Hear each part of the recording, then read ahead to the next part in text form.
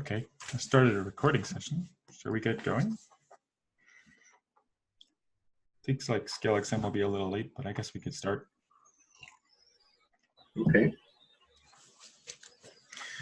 So, yeah, I guess just a brief introduction. I mean, what I had hoped to do this meeting, see how far we get, or what I hope to do longer term, is to understand what the RLS 2.0 type checker is currently doing, and hopefully try to kind of merge some of the chalk support for traits in with it.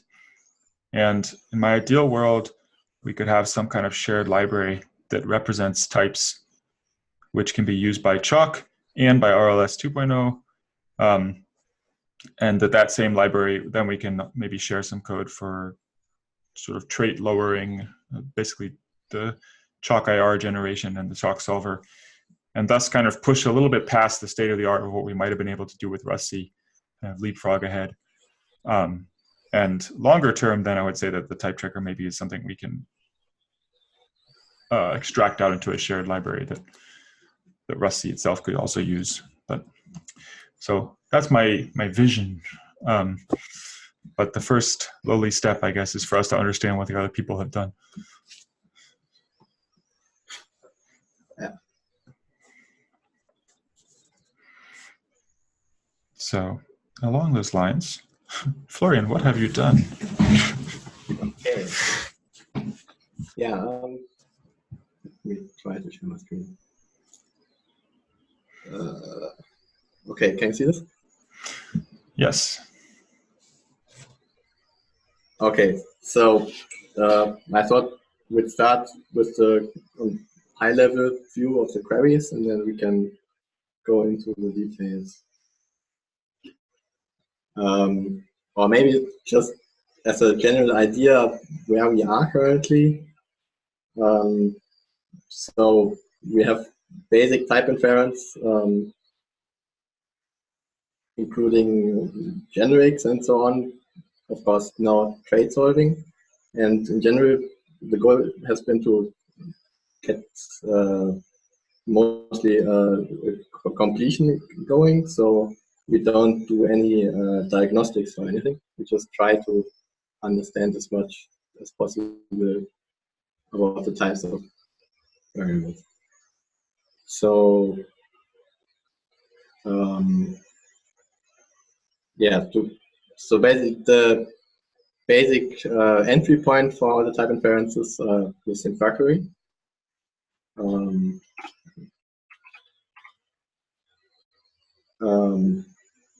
So, for example, if we want to get some completions in a function, the completion code will call this infer function in the function and get back an inference result, which basically contains the types of all expressions and patterns and some more tables, including information about resolutions of methods and so on. This is like for some particular function. So it'll take some particular function and do the type checking and get back the kind of final result. Okay. Yeah, exactly. So and this function type is an ID of some kind. Yeah. Yeah, and so this uses these other queries that are around here.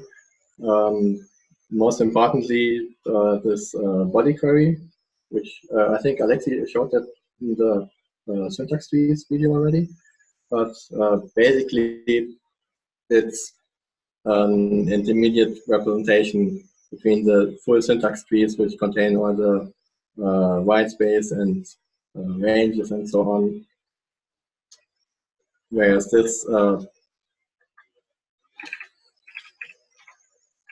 is basically, yeah, it contains the whole expressions. It's not yet name resolved, but it doesn't contain white space anymore.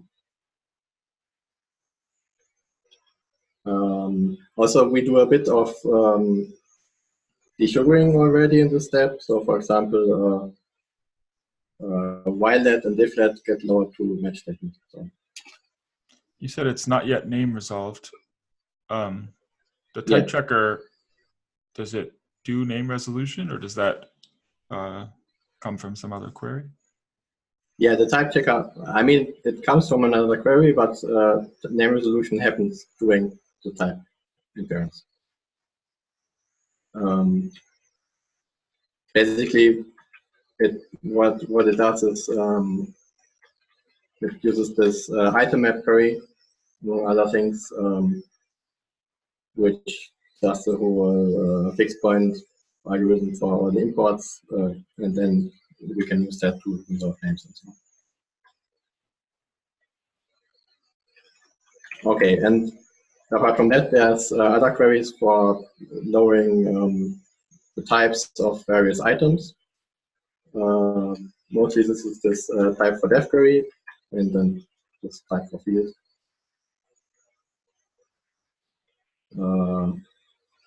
Yeah, and there's some more queries, like for example, collecting all the input blocks in the crate, because we need them to find methods and so on. So type for def and type for field presumably give you the kind of formal type, like the type the user specified or something like that. For a given, what is the type for def example? These already, so these return the type, which is the actual type structure we use in the type inference. So this is already name resolved. So yeah, let's basically let's go to this as the next step. So this is the representation of types we use during type inference and after type inference. So this is basically the main inspiration for this is the I think it's called the type kind enum in Rust-C. So we have all the primitive types. We have types for ADPs, sizes and arrays. Yeah. Also, one thing we currently don't care at all about the length of an array. So because that doesn't influence completion and so on so much, so we just ignore it at the moment. Yeah, we have references, function types, function pointer types, never types, tuples, generate parameters, and inference variables. And we also have an unknown type, which is it's similar to the error type in Rust-C, except we use it a lot more. So one big reason is, of course, that there are still a lot of situations where we can't infer the type. So this is what we return in these cases. There's also the situations where the code is actually incomplete. So if there's some syntax error in the function, we still try to infer types as far as possible, but we might insert an unknown in an expression that has a syntax error. This is mostly used at the edges, because during type inference we mostly replace unknown types by type variables. Okay, so this is already name resolved, right? We refer directly to the, for example, for ADTs, we have the definition of the struct. So these queries that lower a certain definition to the structure resolve names. For example, if we have a type alias, we will resolve the type alias until we get a real type. So can you jump back for 1 second to the ADT def?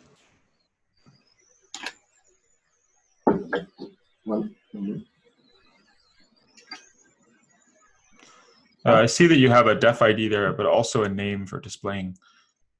Is there a reason that can't be derived from the def ID? It could be, but we would have to have the database at hand. And currently, we just have a display implementation for a tile that we use, and so we wouldn't be able to implement display in this way. Okay, I see. Yeah. But really, it's not really that necessary.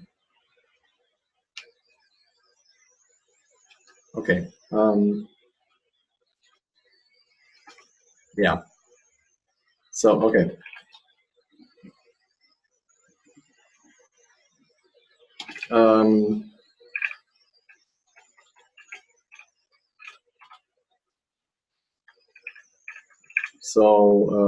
Yeah, we have this lowering step, which takes definitions and references to types and lowers them to actual types.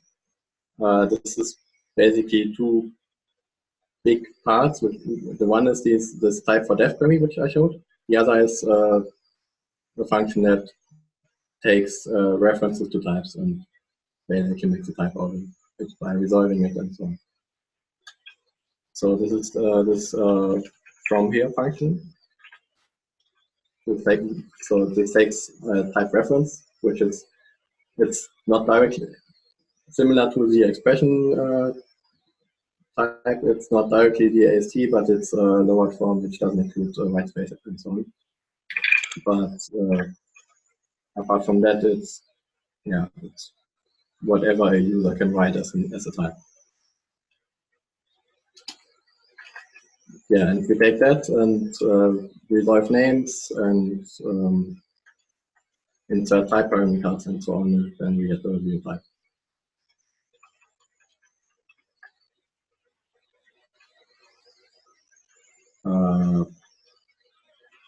Yeah, so here we also insert type parameters provided by the user. We don't handle defaults currently, and yeah, if no types are provided by the user, we insert unknown types.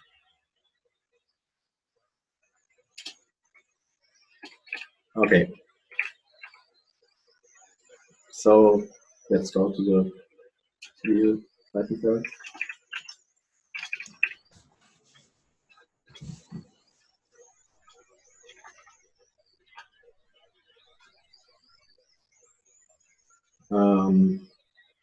Yeah, so basically what we do isn't that different from how Rust does it. So we have this context, which includes the function we're currently checking and the database. And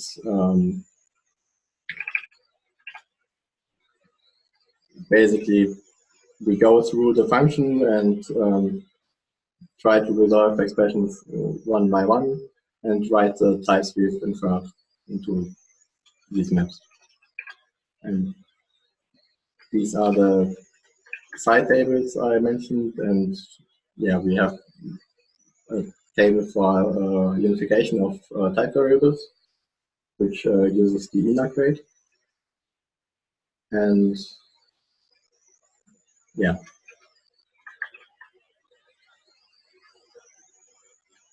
Okay, so when we want to infer some function, we take the signature, first take a look at the parameters and the return type, lower that to actual types, and write the types of the patterns. And then we go through the body and try to infer types there.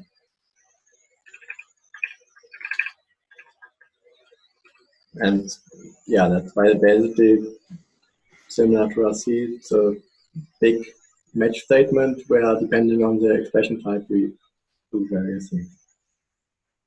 Can I ask a random side question before you go in?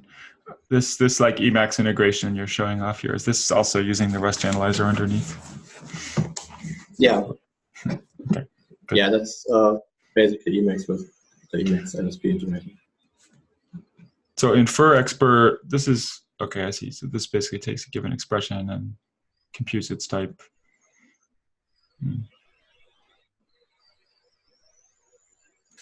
Yeah, basically, yeah. We compute the type. If we can't infer something, we insert an unknown type, and generally replace unknown types by type variables, so we can, if there's something we can't infer, maybe we can still infer the type by some other means later. So I mean, this is because we want to find as many types as possible, and since we're not returning any errors or diagnostics, we don't have to worry about wrong errors in a sense. How are you I don't know if you tell me if you have a different order in mind, but I'd be curious to dig, for example, into method dispatch. Yeah, we can take a look at that.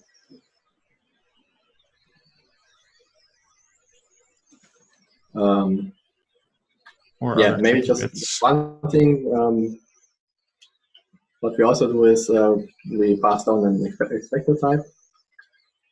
Currently, that's just really an expected type. So far, we haven't had a need to distinguish between different expectations. And yeah, we use that to, I mean, we unify that with the type we actually get and use it to find out some types.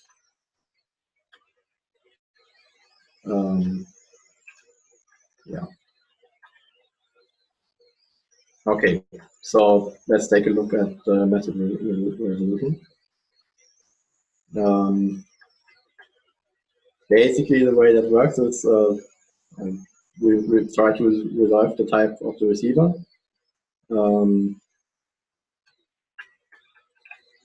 And then we go through inherent methods of that type and try to find the one with that name. And as I mentioned, we have this query which collects all the input blocks in the crate.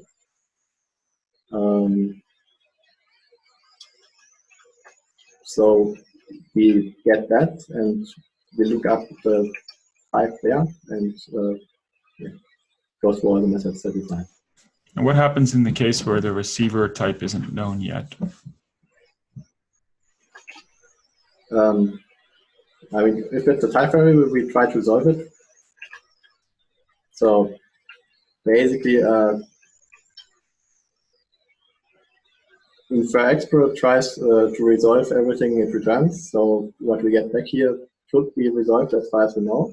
So if this is a type variable, we actually don't know what it is. So basically, we find nothing here. Okay. The way this will happen is that when looking up the input box here, so we have this fingerprint for types. We index the input box by that, and if it's a type variable, we just want to have a fingerprint here, and then we'll return now input box. Okay.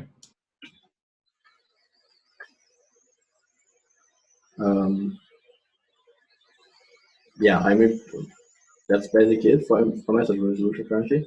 We have a very, very simple implementation of AutoDef, which just does built-in defs. And so we go through all the AutoDefs and try to find the implementations.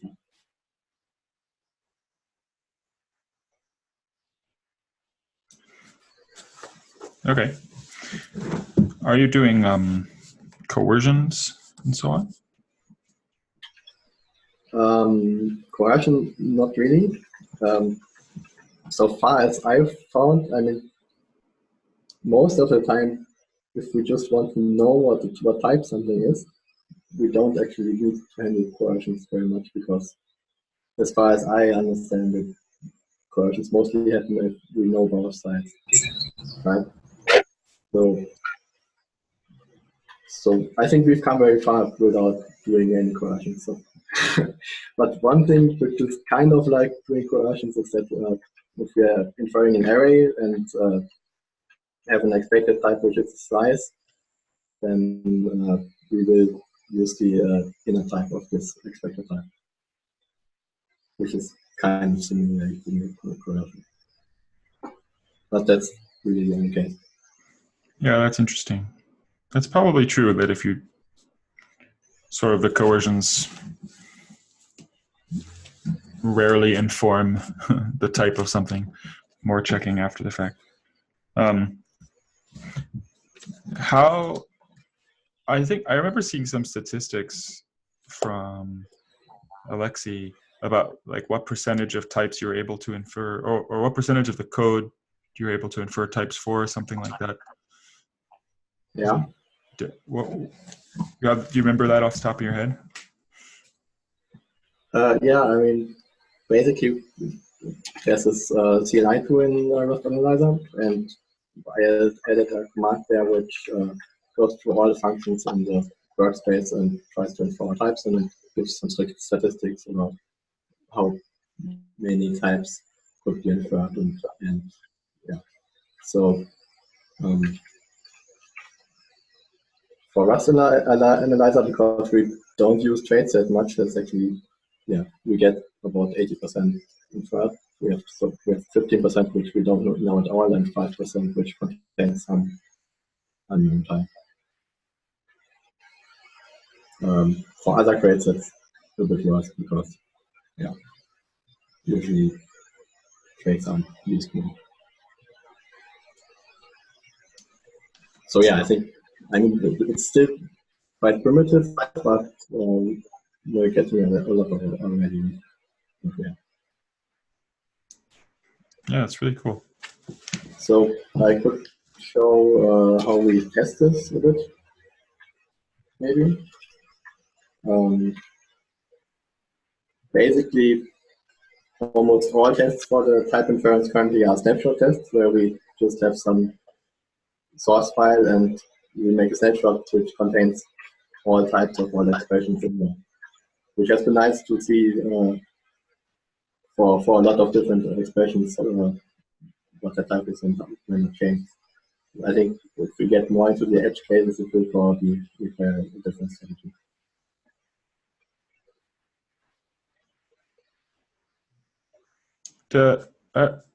One question.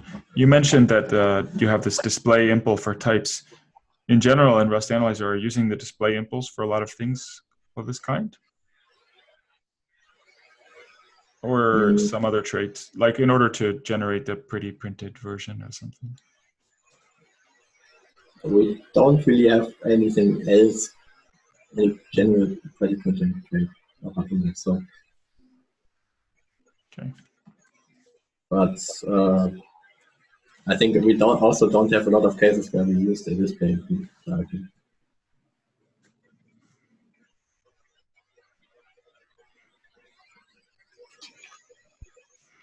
I just know it happens to be, a pain point in Rust as well. But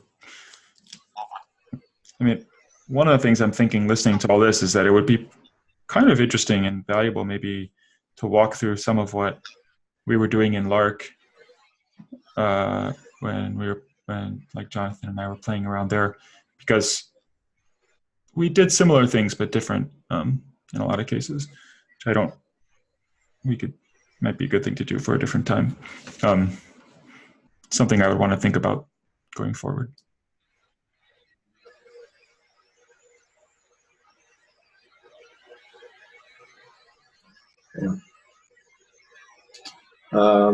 Yeah, I think that's basically it for the type inference.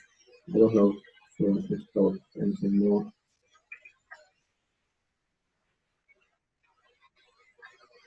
I'm trying to think what else. I mean, I feel like I have a pretty good feeling now. I don't know if anybody else on the call has any other questions. Pretty good feeling for what you're doing right now then. I guess one question I would have, it seems like you're using a lot of arcs and so forth to do the memory management. Yeah. Do you have any idea, like, has that been any kind of performance issue? And do you make any effort, for example, to deduplicate, like if you have a whole bunch of Boolean,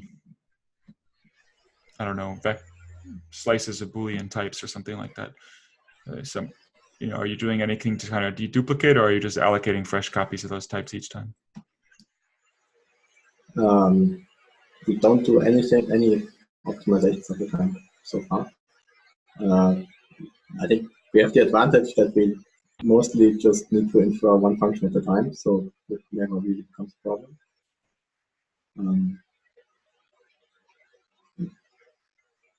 Yeah, I'm not sure actually how much the args we use in the types really help from like how much sharing we actually have. So maybe that's even not a thing. Actually, one thing you didn't talk at all about is generics. So do you support generics? Can you show an example of like some of the data structures around that? Yeah, and so we do support basic generics. The way we represent them is basically with an arg size.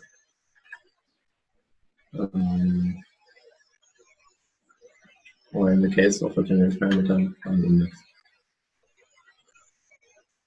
Mm-hmm. And so if for example, I have a generic struct, how can I find out how many type or lifetime parameters it has, things like that? Yeah. So we have a separate query for that, which for any item or definition, which can have one parameters, which has information about that. So yeah, this generic params query, which this generic def is an enum which can contain any of the definitions which can have generics. And so this returns a generic param stuff which contains the information about the parameter. And in the case of a method, it contains the parameters of the input. Okay. And basically, what we would do would be that so we have this code model, and you would basically call it generic params function of whatever object you call it.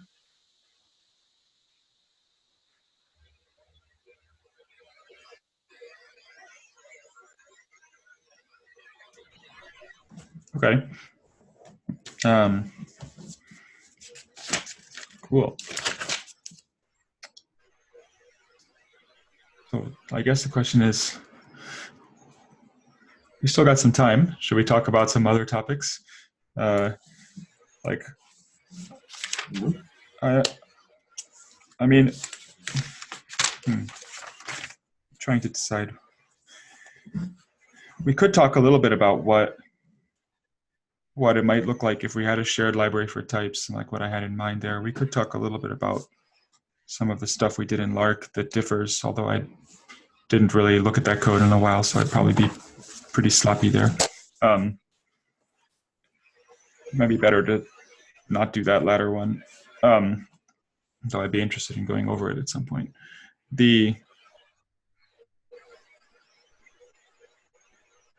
So I guess we could talk a little bit about types. I think what I was thinking, so if you like, your definition of types is fairly similar to Rusty's. And one thing I've been wondering about is trying to get a much simpler definition in some sense. Basically, because it turns out that most of those types that are in there, like ints and booleans and whatever else, are in some sense no different from like a fresh struct.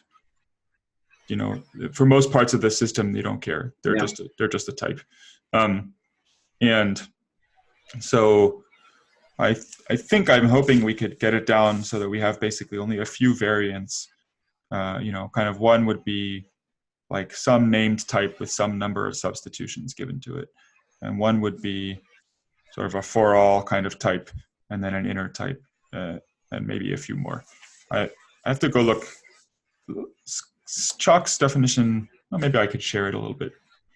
and show you what I mean. Yeah. Let's see. Chalk's definition isn't quite probably what I think it should be, but it's closer. Let me see if I have it checked out real quick. Hold on. I guess this will do. Let me share the window.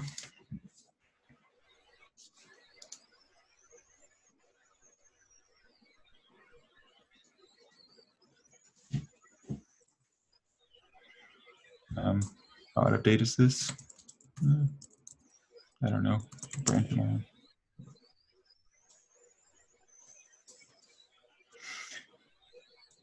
Should be close enough. So let's see if I'm in the right thing at all.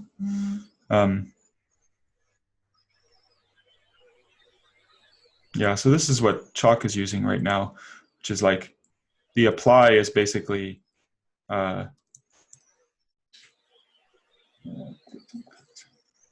need to get a fancier integration.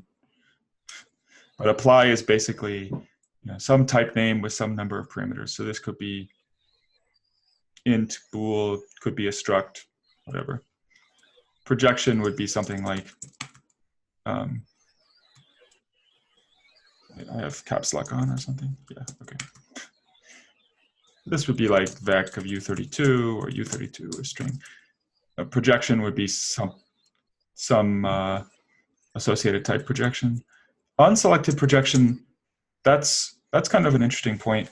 So actually what projection really represents is something where the trait is known. And you haven't dealt with this kind of stuff yet, but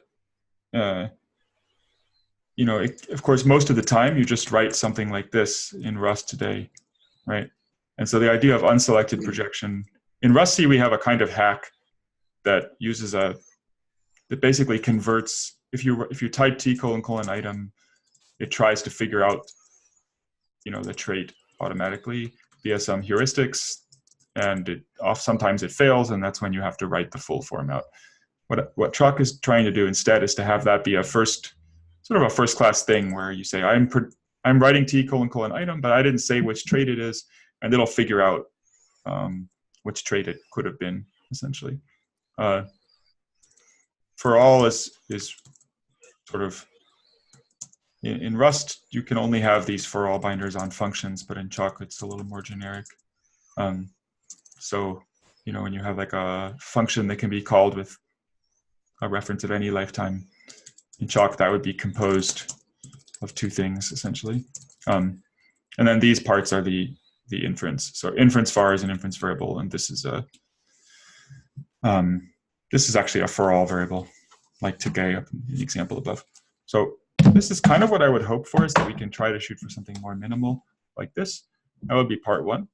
And part two would be, we have to think about the best way to represent the types and whether to use arcs or, Rust C right now is using arenas. I don't think that's a very good fit for an IDE-like setting, but maybe it doesn't really matter too much, but I do feel like we can probably do better than arcs. It hasn't proven to be a compilation time hit for you all, I guess, primarily because it probably doesn't affect responsiveness too much in small functions. But I think if you're trying to find all the errors in a project or something, you will start to notice it. On the other hand, maybe it's premature optimization to worry about it. I don't know. But it feels like the kind of thing that we want to at least think a little bit about, since it'll be a pain in the neck to change it later. In Lark, what we did was we used an interning scheme pretty universally. But so basically we passed around integers and had a way to, given a database, you could kind of get back what the integer represents. Which is kind of nice because everything's copy. But so that's one part of it. But now I'm realizing, well, yeah, I think the other ideas that I have, I would rather go into by walking through some of what we did with Lark, and I think I'd rather schedule a follow-up session. But maybe that's a good thing to close on, is talking a little bit about like what the next steps you were thinking about are, and what what we should do next overall. To start with, is this slot kind of good? Should we try to have another meeting in the same general time period? It kind of works for me, but For me, it's okay.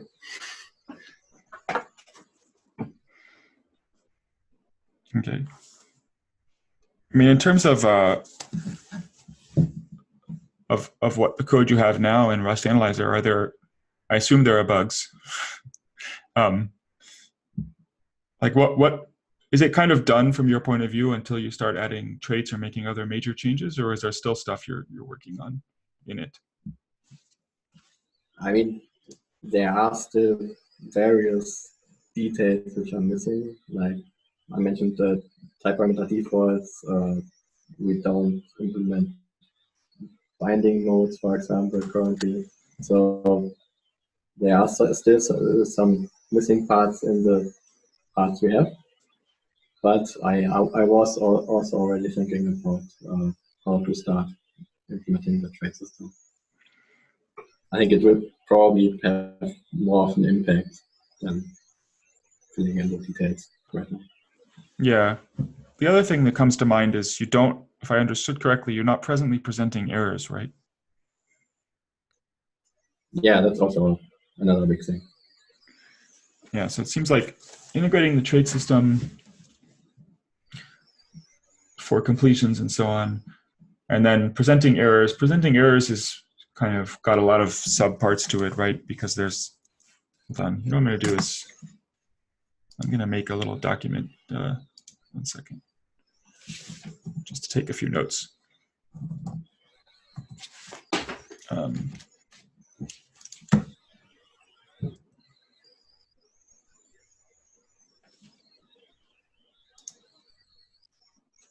Trait system, code checker. I'll share this URL in 1 second. Okay.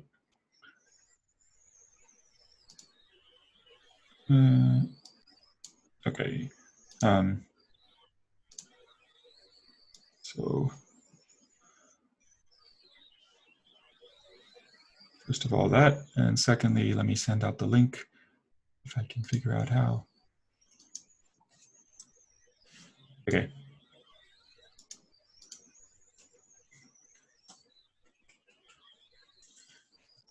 So like, okay, we were discussing kind of next steps for the Rust analyzer itself, and it would basically be, there are some gaps to fill in,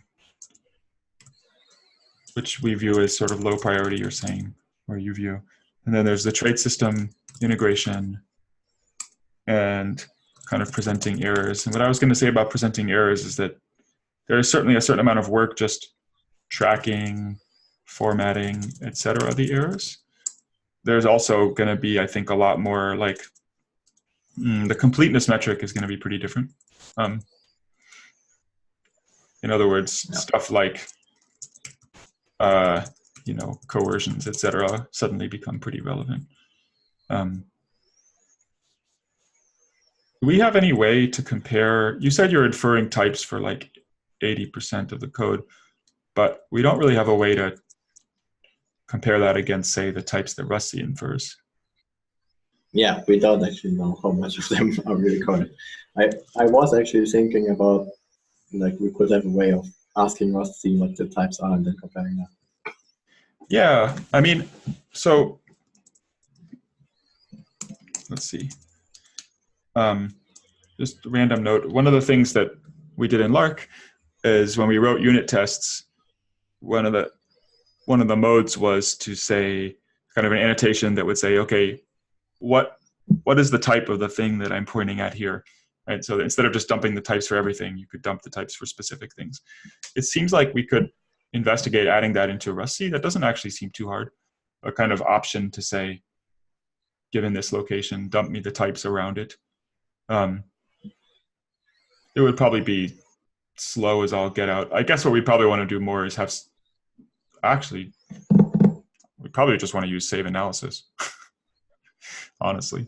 Yeah, I thought about that, but I mean, currently save analysis doesn't contain types of all expressions, just of variables and so on.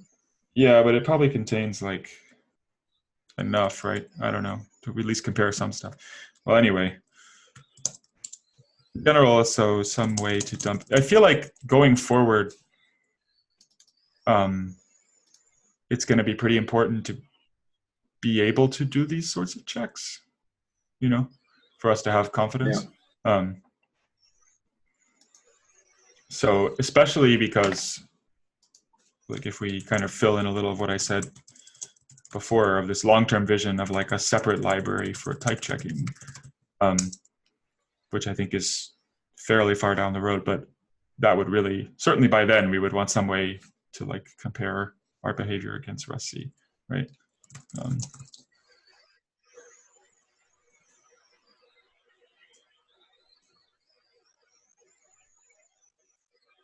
Yeah. Okay.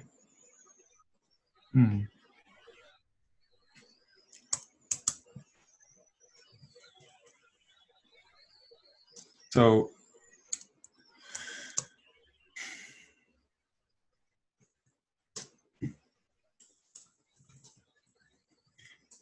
in terms, thinking about next things we might talk about, in terms of the Lark thing, if we were going to talk about it, the main reason to do so is that some of it had to do with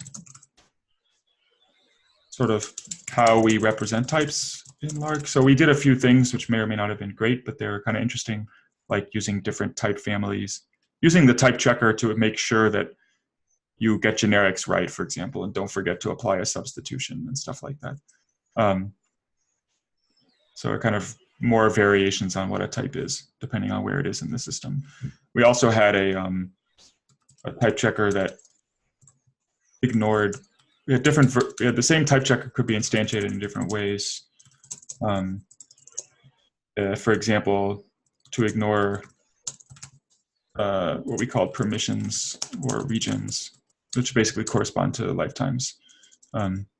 Which would, the idea being there that when you need to do completions or something, you actually don't need to compute lifetime information, but other times you do and you'd like to share code. We integrated with Polonius, which is another thing we could talk about, by the way. So there's some interesting stuff to talk about there. There's probably planning out doc integration. I don't know what would be the first steps there, but I think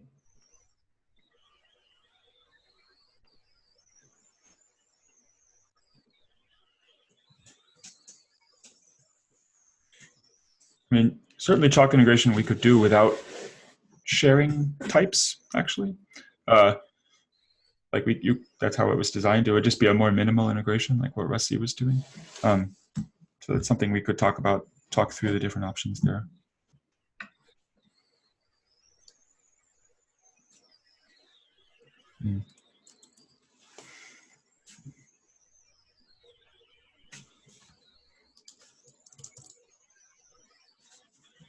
I don't know.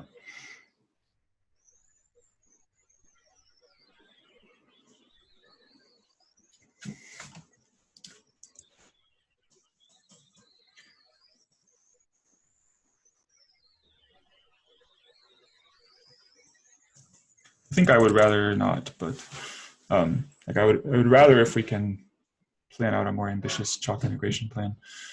And I'm not exactly sure what that means. Yeah. I think it would mean basically probably starting out by trying to share a representation of types and try to share some of the lowering code.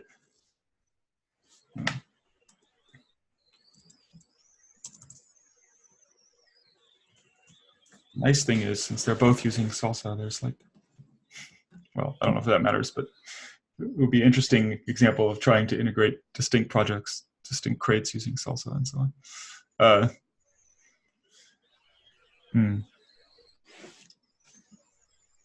All right, well, why don't we can figure out, why don't we say we'll try to talk again next week. And in the meantime, we can try to figure out some of these questions. Maybe talk a little async, like what we actually will talk about. I mean, why don't I talk about Lark next week? Are you all interested in that? I think it sounds interesting. Yeah. Okay. I'll talk about Lark because that's easy. And in the meantime, we'll maybe do some sketching around what it might mean to integrate Chalk more deeply and what that might look like, and talk a little over Zulip about that. Yeah, sounds good. And we'll sketch out Chalk integration on Zulip. Maybe. Okay. Cool. Well, thanks, Florian, for presenting that. That was really interesting, and also awesome work. That's really cool. Thanks. No problem. Any last comments by anybody else? Shall I close the meeting? All right. Bye. Bye.